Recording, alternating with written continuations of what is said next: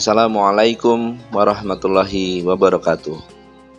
Innal hamdalillah nahmaduhu wa nasta'inuhu wa nastaghfiruhu wa na'udzu billahi min syururi anfusina wa min sayyiati a'malina. May yahdihillahu fala mudhillalah wa may yudhlilhu fala hadiyalah. Bapak-bapak, ibu-ibu yang dirahmati Allah Subhanahu wa taala, semoga sehat selalu bagi kita semua dan senantiasa bersyukur pada Allah Subhanahu wa taala. Salam dan salawat terlimpahkan pada teladan kita Rasulullah Muhammad sallallahu alaihi wasallam, dan tentunya kita semua umat-umatnya yang rindu untuk bertemu dan rindu untuk bersama-sama dengan beliau di akhirat atau di surga kelak. Kali ini kita akan berbicara tentang pamernya kebaikan kita di media sosial. Apakah itu bagian dari syiar atau bagian dari kita pamer atau riya? Bapak-bapak, ibu-ibu, perkembangan teknologi informasi yang begitu cepat sudah tidak bisa dibendung lagi. Bergerak setiap jam, setiap menit, bahkan setiap detik, manusia dapat mengakses informasi dan peristiwa yang terjadi di seluruh belahan dunia secara cepat dan murah. Perkembangan teknologi informasi seperti ini tentu menciptakan ruang tersendiri bagi penggunanya. Manusia dapat berinteraksi dengan pengguna lain di seluruh penjuru dunia tanpa harus berhadapan secara langsung. Di samping itu, sudah menjadi maklum bahwa saat ini pengguna media sosial yang berfoto saat sedang beribadah lalu diposting. Tak banyak juga orang yang memajang foto-fotonya di akun media sosial ketika ia sedang bersedekah. Fenomena ini tentunya marak terjadi dan sadar atau tidak sadar mungkin kita juga pernah melakukannya.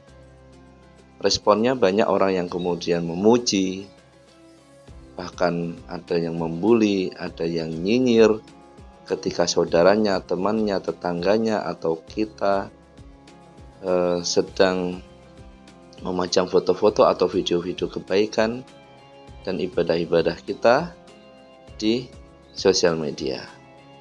Ada foto di depan Ka'bah, ada foto di Arafah, atau foto di masjid, atau foto sedang memberikan sedekah pada orang lain. Ada yang bilang pamer, ada yang bilang sombong, riak lah, kemudian sebagainya dan sebagainya. Nyinyiran seperti itu tidak perlu didengarkan, tidak perlu dimasukkan di dalam hati, karena orang yang berbuat kebaikan tersebut lebih tahu apa maksud dan tujuannya memposting kebaikan di akun medsosnya. Baiklah, bapak-bapak, ibu-ibu, mari kita coba membuka Al-Quran dan Sunnah Rasulullah Sallallahu Alaihi Wasallam tentang bagaimana kita bersedekah kemudian menampakkan atau menyembunyikan sedekah atau ibadah-ibadah kita kepada orang lain. Yang pertama, sedekah boleh ditampakkan, bahkan itu baik sekali. Jika kamu menampakkan sedekahmu, maka itu adalah baik sekali. Dan jika kamu menyembunyikannya dan kamu berikan kepada orang-orang fakir, maka menyembunyikan itu lebih baik bagimu. Dan Allah akan menghapuskan dari kamu sebagian kesalahan-kesalahanmu, dan Allah mengetahui apa yang kamu kerjakan. Quran Surat Al-Baqarah ayat 271. Dengan kata lain, Allah tidak melarang kita menampakkan kebaikan-kebaikan yang sunnah seperti sedekah dan lainnya yang kita kerjakan sehingga orang lain mengetahuinya. Dan itu masih Allah katakan sebaik-baik sesuatu. Namun yang lebih baik adalah kita merahasiakannya karena lebih aman dan lebih selamat dari riya. Yang kedua, sedekah dengan sembunyi maupun terang-terangan tetap mendapatkan pahala dari Allah Subhanahu wa taala. Seperti dalam Quran surat Al-Baqarah ayat 274, orang-orang yang menafkahkan hartanya di malam dan di siang hari secara tersembunyi dan terang-terangan, maka mereka mendapat pahala di sisi Tuhannya.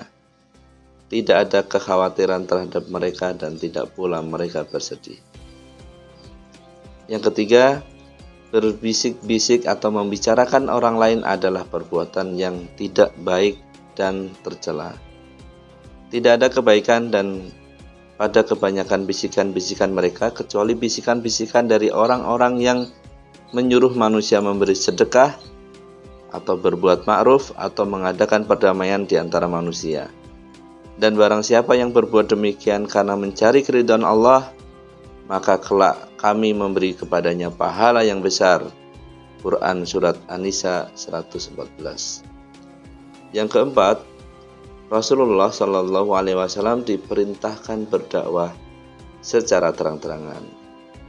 Maka sampaikanlah olehmu secara terang-terangan segala apa yang diperintahkan kepadamu dan berpalinglah dari orang-orang yang musyrik.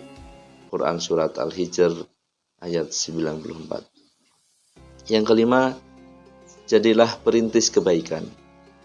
Rasulullah Shallallahu Alaihi Wasallam menganjurkan kita membuat sunnah jejak langkah yang baik, karena jika ada yang mengikuti jejak tersebut, maka kita akan senantiasa mendapatkan pahalanya. Bapak-bapak, ibu-ibu yang dirahmati Allah Subhanahu wa taala, demikian yang bisa kami sampaikan terkait dengan bagaimana kita bersedekah, bagaimana kemudian kita beribadah, bagaimana kemudian itu diposting di akun media sosial kita, dan bagaimana kita meniatkan apakah itu bagian dari kita memotivasi yang lain atau kemudian bahkan ada rasa-rasa riya dan pamer di dalam hati kita. Semoga Allah senantiasa memberikan hidayah dan pertolongan pada kita semua, serta istiqomah dalam berbuat kebaikan. Amin ya rabbal alamin. Akhirul kalam, wassalamualaikum warahmatullahi wabarakatuh.